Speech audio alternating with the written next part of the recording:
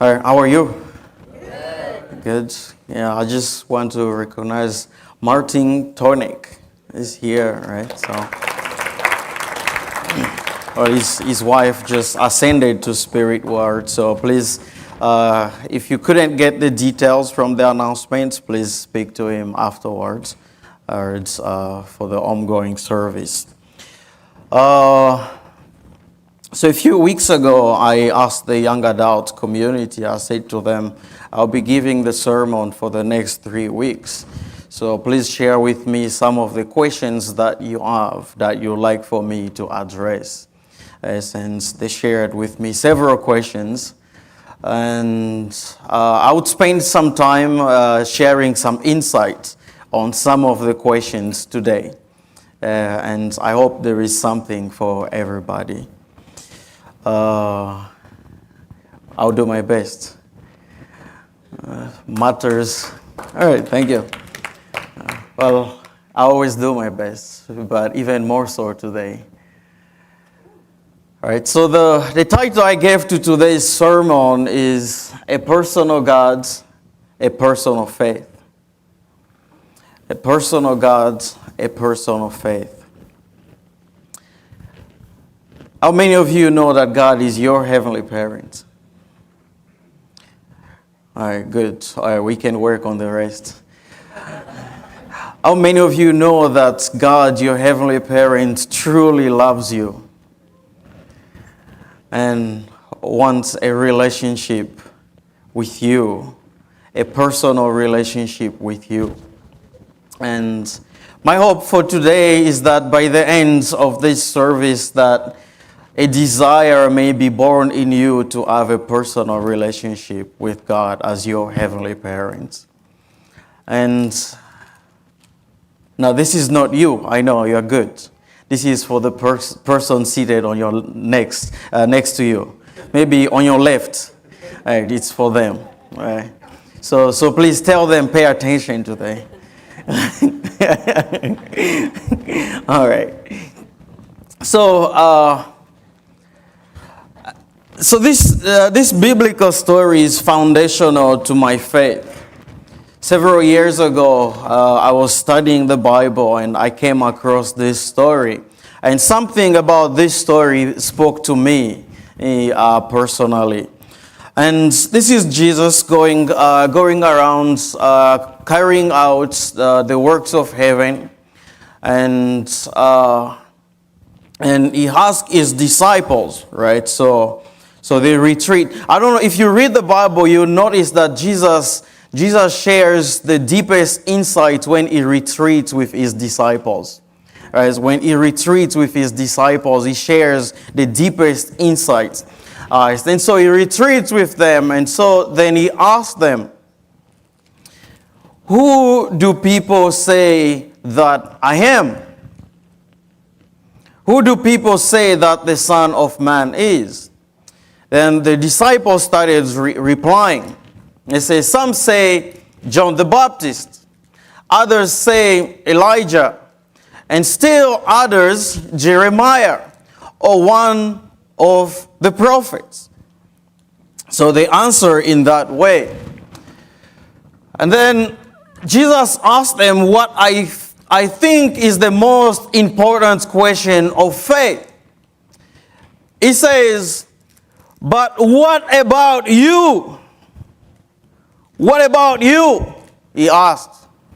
Who do you say that I am? Who do you say I am? And I imagine that there was a great silence. There was a great silence because it got too personal. It's very easy to talk about other people. It's very easy to share about what other people are saying, what they are doing. But when it gets personal, that's why testimonies are not an easy thing to give, right? So, thank you, Hiromi. Testimonies are not so easy because it gets so personal. So Jesus asked them a very personal question. How about you? Who do you say that I am? And then one of them Simon Peter says, "You are the Messiah, the Son of the living God." Wow. Then Jesus said to him, "Blessed are you, Simon, son of Jonah, for this was not revealed to you by flesh and blood, but by my Father in heaven. And I tell you that you are Peter, and on this rock," meaning on him, "on this rock I will build my church. And the gates of Hades will not overcome it." And he goes on to say, "I will give you the keys to the kingdom of heaven. Whatever you bind on earth will be bound in heaven, and whatever you loose on earth will be loosed in heaven." Then he ordered his disciples not to tell anyone that he was the Messiah.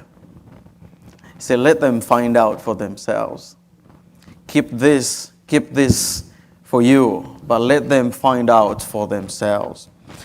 And several years ago, I came across this story, and it just moved my heart. That personal question moved my heart, and it led me to start questioning and start searching and seeking, because I wanted to know. I felt Jesus was asking me this question: "Who do you say that I am?" I felt that God was asking me this question: "Who do you say that I am?" But I felt that our true parents, if you are here for the first time, we refer to our founders as true parents. This is the Reverend Sang Myung Moon and his wife, Dr. Hak Jahan Moon, who we also refer to as Holy Mother Han. And I felt that they were asking me directly, "Who do you say that I am?" And I got on a journey to just start answering that question for me. See, it's much more powerful when you answer it for you, when it becomes personal, because God is a personal God. And God is a heavenly parent who wants a personal relationship with you, a personal one. And so, but what do you say that I am is the most important question of faith. And each one of us needs to get to the point where when we answer this question for ourselves. For you, who is heavenly parent? And you must be able to testify to this with absolute confidence. That God is my heavenly parent. That God is the subject partner of my life. That God is the subject partner of my love. That God is the top priority of my life. Then I feel we must come to the point where we can get clear about this question at the couple level, at the family level, at the community level, at the national level. Who is God to this nation? We must answer this question very clearly. This is the challenge of faith. So, who is God to you? Who is Jesus to you? Who do you say that God is? Who do you say that Jesus is? Who do you say that true parents are? But I feel like we're at a time where we even need to break that down. Who do you say that true father is? Who do you say that the Reverend Sang Myung Moon is? Wow, as for me and my family, He is the Lord of the second advent, the victorious Messiah. But that alone is not enough. Each one of us needs to get to the point where we get so clear about our true mother. Who do you say that she is? Who do you say that she is? All right, so I can hear some answers. But as for me and my family, she's the victorious true mother, the only begotten daughter of God, the one through whom we find rebirth. Wow. Unfortunately, men cannot give birth. So when we talk about rebirth, it only comes through the mother. So as much as we love our fathers, they cannot give us rebirth. That is why Jesus could not give the full rebirth, because there was no mother in the picture. So my heart is filled with gratitude when I look at our true mother, Holy Mother Han, because it is through her that we find rebirth.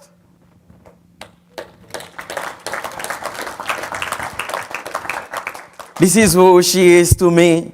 And if I stood before her and she asked me, who do you say that I am? I would say, proclaiming boldly that you are the true mother. You are my true mother, the only begotten daughter of God. But then we have to get to the point where each one of us gets clear about the tradition that our true parents have given to us. What do you say about the traditions of true parents?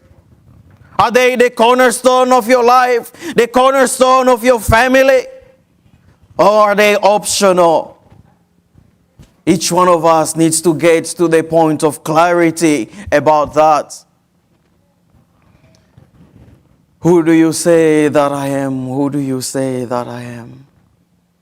I really want for each one of us to get so clear about these points. Who do you say that I am?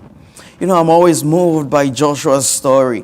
Moses has now died and is responsible for leading the people into the promised land. And he stands there and say, actually, Moses died and did not enter the promised land because of you guys. You keep going back and forth and being so unclear about who God is. Then he said to them, if you continue with such ways, that's up to you. But as for me and my family, would serve God. I'm always moved by that testimony because it's so personal. It almost reminds me of the song. I don't know if any of you know that I have decided to follow Jesus. No turning back, no turning back. This is a powerful song. This is a song written and out of a testimony of a man whose family was killed in India. When the first missionaries went to India and they started spreading the word of God, and this man converted to Christianity. Even the tribes there were so hostile. They wanted to kill all the Christians. They brought him up and say, you must denounce your faith. And he said, I'm not doing it. Then they killed his wife. He said, I have decided to follow Jesus. No turning back, no turning back. Then they killed his children. He said, though none go with me, I'll go alone. Still I will follow. Such a powerful testimony. Still I will follow because I have decided to follow Jesus. And this became a testimony that changed the lives of thousands of people. This became a song that spoke to the hearts of so many people because this man was so clear about who God was. He was so clear about who Jesus was to him. So I'm asking each one of us here this morning, who do you say that God is? Who do you say that Jesus is? Who do you say that true parents are? Who do you say? Each one of us must answer this question and with clarity in our heart. So,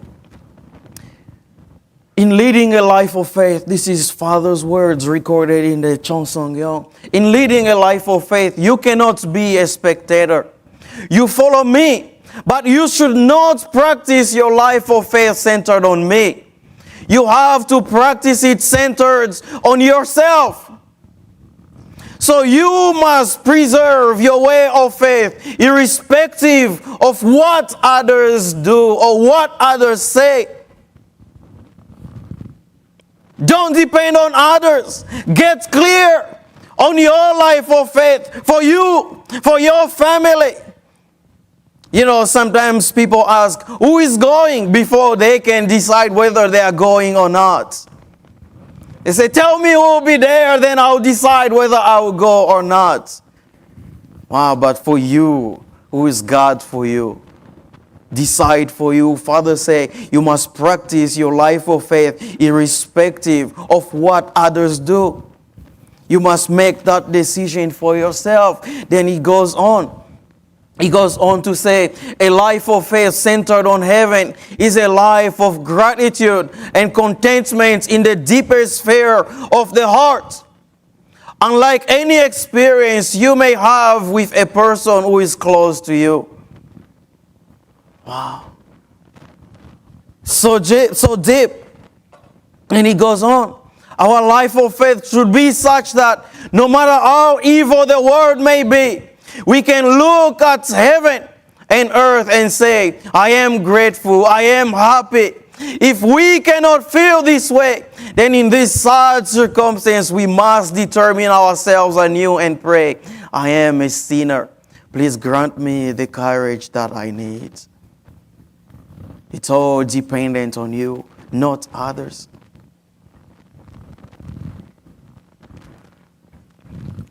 It's you, not others.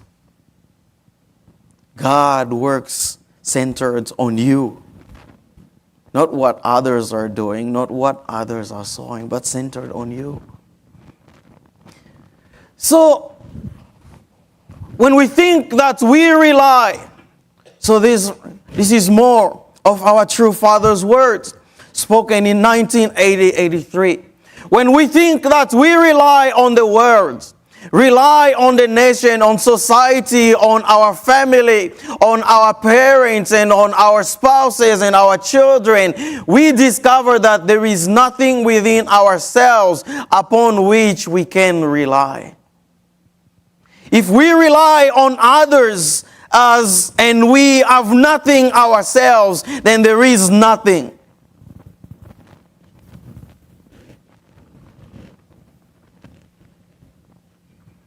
Our body and minds are separated, so we cannot expect to rely on ourselves. What is the problem here? The problem is not the world in which we are living. The world is far distant. Your nation is not the issue. Your society is not the issue. Nor your family the issue. Your husband or wife is not the issue. Wow, that's good news. Or bad news. If you've been blaming your spouse for all your misfortune, I am sorry, that ends here today. Your spouse is not the issue. The issue in the end is how you will prepare a foundation of unity within yourself. That is the core issue. It's you. It's me. It's each one of us. That is the core issue. From this point of view, to discover a world of peace and unity, the first thing we have to do is attain inner oneness. To attempt to join a united world without first being a person of unity is a contradiction. Wow, true Father spoke these words 1983. And don't they still ring through today? Yeah. These words are true. It's very easy to blame.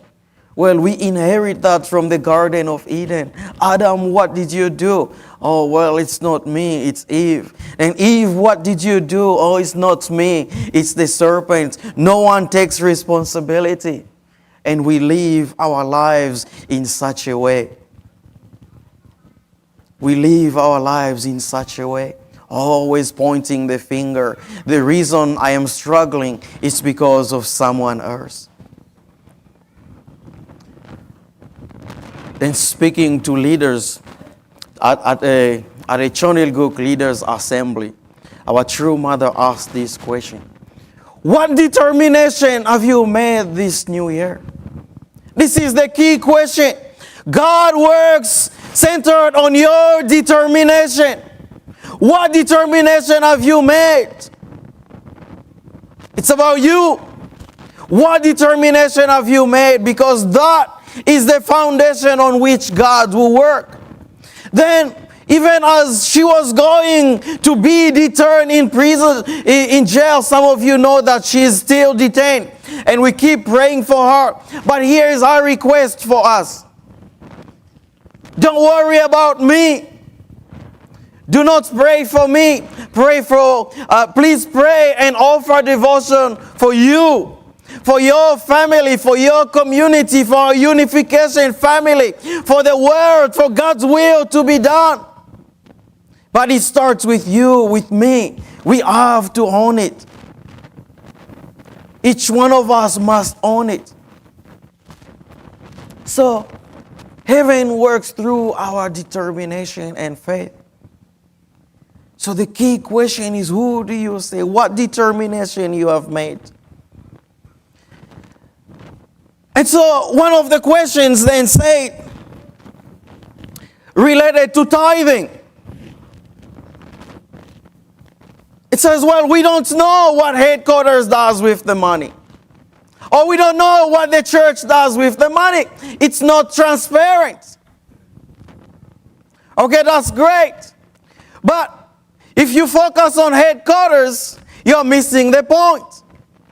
The real question is, do I believe in the tradition of tithing as established by God for His people? That's the real question. That's the heart of the matter. Do I believe in this tradition that God established for His people? That's the real question. See, if we focus on headquarters, we focus on how the money is used, we miss the heart of the matter. The real question is, how about you? Do you believe in the tradition of tithing? And I'm perhaps the most transparent person you can meet. I have asked you and encouraged you, come and talk to me about the finances of the church if you have struggles with it. But I'm trying to help you this morning. For me, I'll say, Noriko-san, who is our bookkeeper, show everything. Show everything, because there is not much to misuse anyways.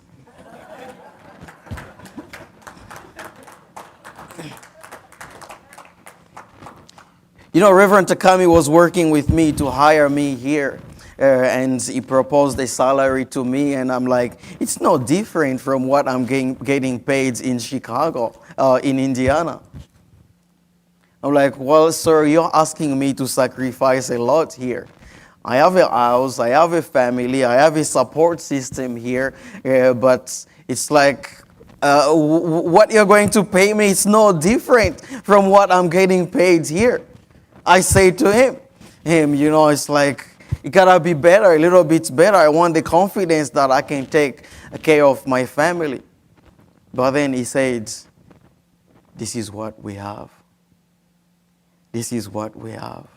Then, you know, it kind of pains my heart that a community as big as Chicago cannot afford to, it's twice the size, maybe 3 times the size of Indiana, but cannot afford twice or 3 times what I was getting paid.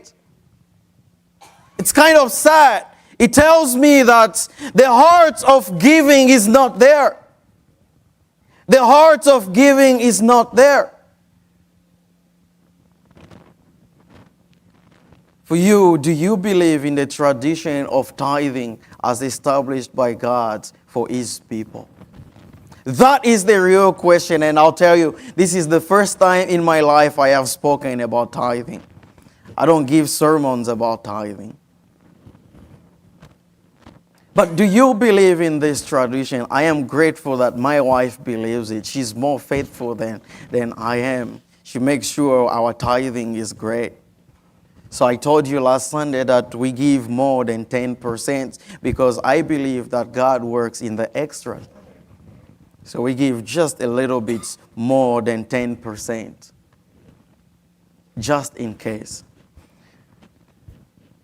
So this is the real question. The real question is not headquarters. The real question is not the church. If you are concerned about it, I want to show it to you. But the real question is, do you believe in the tradition of tithing as established by God?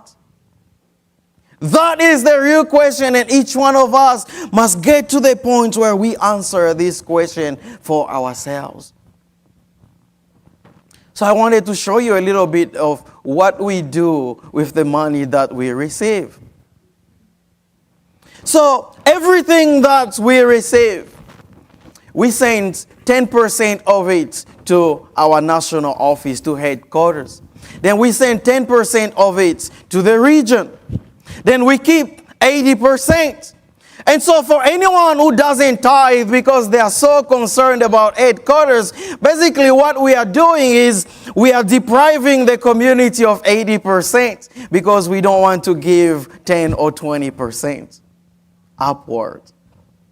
So the 80% helps us with our payroll, with utilities, maintenance, and our ministries and operations.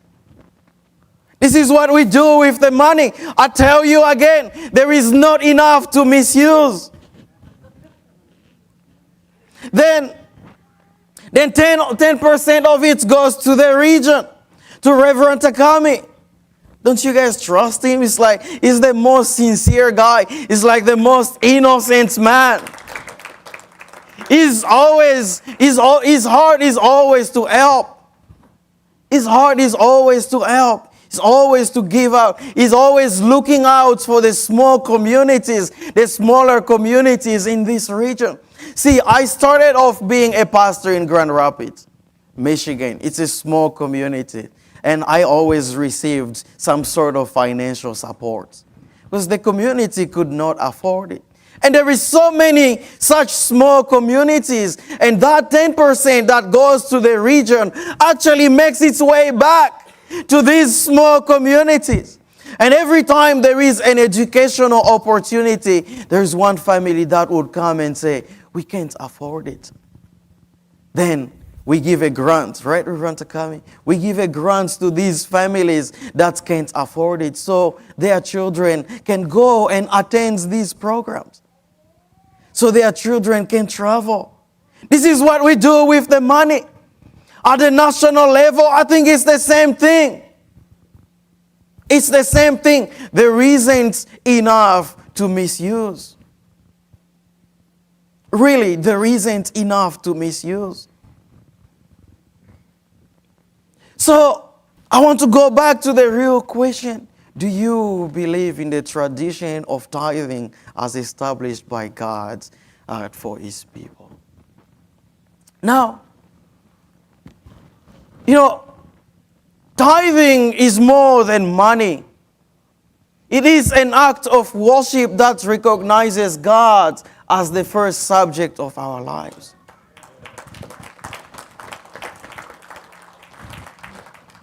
It is more than money.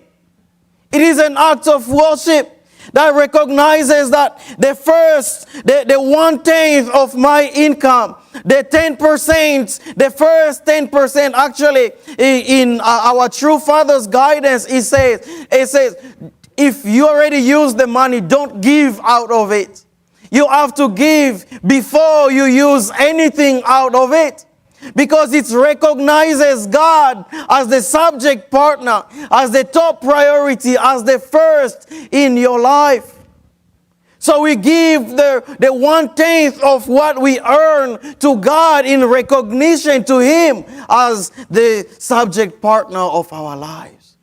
This is what tithing is. So tithing is the greatest act of worship. But then, here's what I'll tell you. God doesn't need your money. He's fine. Maybe the church needs it, but God is fine. God doesn't need your money. So I hear sometimes people say, but why is it always about money? Why only money? But it's not only about money. Because in the teachings of our true parents is that when you wake up in the morning, the first step that you take, you should offer it to God. The first words that you speak should offer it to God. I remember growing up, we could not speak before we prayed. So there was no talking before we had the morning prayer. And my parents were strict about it. So you brush your teeth, and they say you have to brush your teeth before we have the family prayer, because God doesn't want your stinky breath. Maybe my mom is listening. Maybe there was a little bit more strictness there. But anyways, it's not just about money. It goes to every aspect of your life. Then our true parents would guide us and say, when you take your steps, take your first step with deep intention and offer it to God. And then when you get blessed, at least for the second generation, the first 40 days of your blessed life belong to who? Belong to God. Then for the first generation, it's the same thing. And then the first three nights of your intimacy belongs to who? Belongs to God. It's more than money. It's a way of life that recognizes God as the subject partner of your life. Now, you've been so concerned about the money, so fixated on the money that you missed everything else. It's a way of life. It's a way of life. It's a way of life that recognizes God. Actually, if you ask me my personal opinion, I don't even believe in tithing. I believe in giving. I believe in cheerful giving.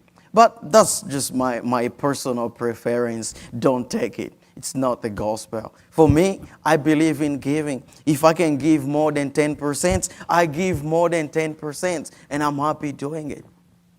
I'm happy doing it. I believe in being a cheerful giver. Because God blesses a cheerful giver. This is the words spoken to us by all the great saints. And the great analogy is that if your hand is closed, you cannot receive. You have to open it in order for God to give you. So the Bible says the hands that gives is the hands that is blessed. Because the hands that is closed cannot receive. Whatever you receive when your hands is closed in a feast will spill out. Then there was, anyways, just enough about that. Then there was another question, right? There was another question. And about, I think my slides are all over the place. When I get to that, I'll skip it. But there was another question. Why does our church only engage with conservative politicians? Aren't we supposed to be headwing? Well, we are supposed to be headwing. I hope in your heart you are headwing. But Dr. Schmidt just talked about a politician that is connected to is not conservative. All right, that's that for you. But anyways, we work with those who show up. I remember in 2020, there was a world summit where President Trump had sent in a video to kind of in support of our work. And I forwarded an email. It came from headquarters. I forwarded it out, and one member was furious. She was furious. Of course, she doesn't like President Trump, and that's okay. But she was furious, and she unloaded it on me. And I'm sitting there thinking, I did not invite him. I have nothing to do with this. I did not. But she unloaded it. Of course, as the pastor, I just had to receive it and digest it. But then I ask, who do you say that true mother is? Because her word is that this kind of person is an evil person and it should not be anywhere near our true mother. And so my question is, who do you say that true mother is? If true mother is the Messiah who brings the saving grace, then we should rejoice that the most evil person is with her, because then there is hope for this person to receive salvation.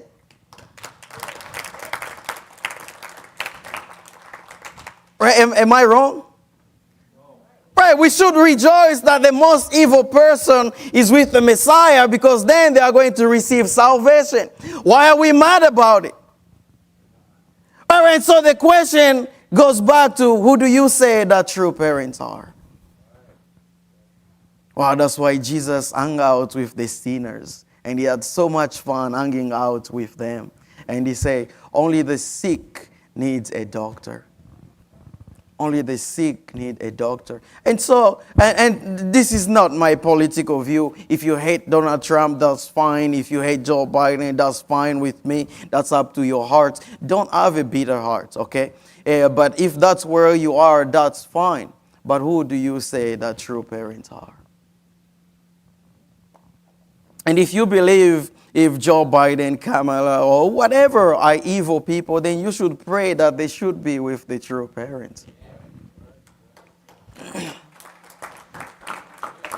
I'm just trying to help somebody here today.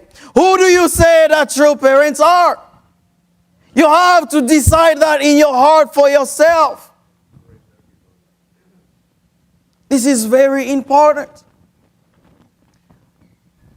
And so, how can I build a personal faith? How can I build a personal relationship with God? And I'll finish here. I've been here for a long time.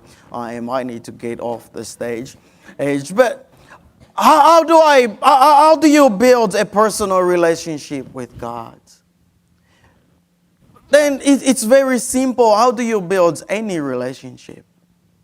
You spend time together.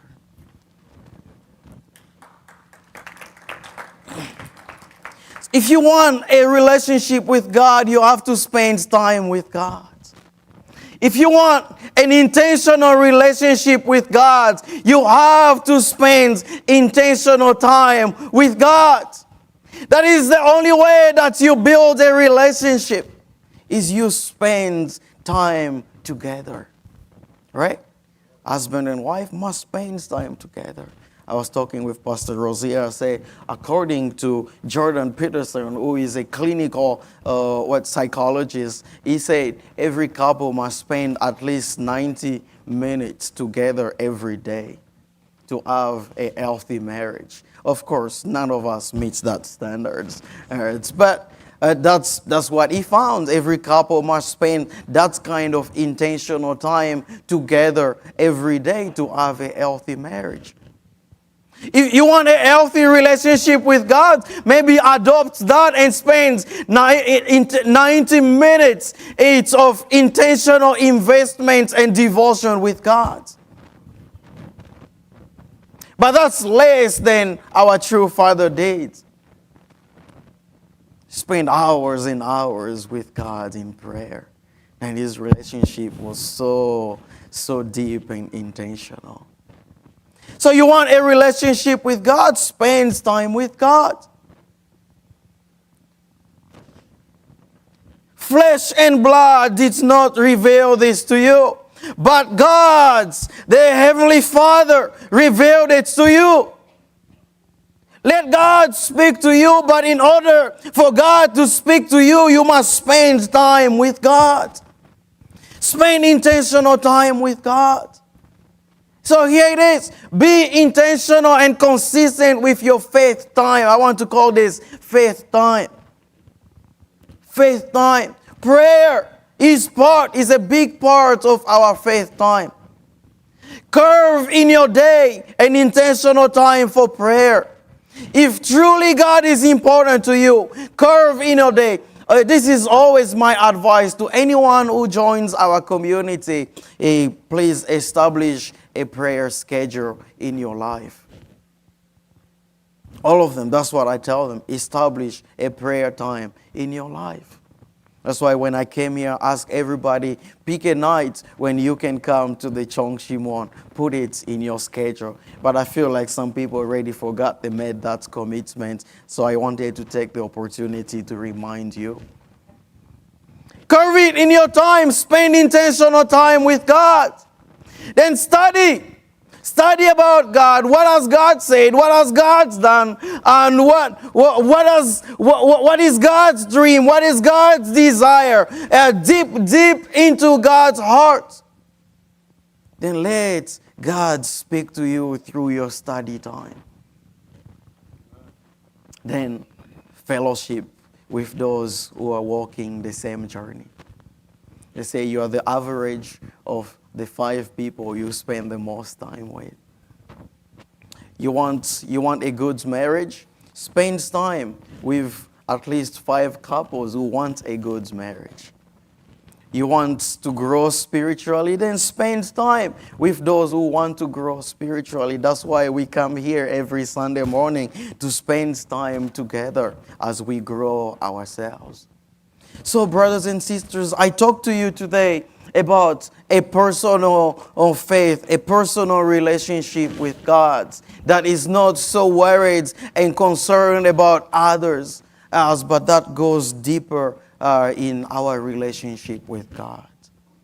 I really hope that this helps you as you continue to seek after God's heart. And I want to invite you to join me in prayer.